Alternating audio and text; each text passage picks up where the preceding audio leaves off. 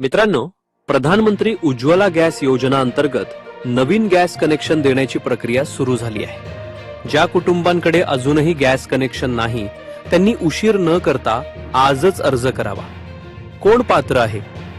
पिवळे किंवा केशरी रेशन कार्ड धारक, बीपीएल कुटुंब, ज्यांच्या नावावर आधी कोणतेही गॅस कनेक्शन नाही।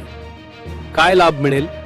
मोफत गॅस कनेक्शन, सिलेंडर आणि रेग्युलेटर, सुरक्षित व स्वच्छ स्वयंपाकाची सुविधा।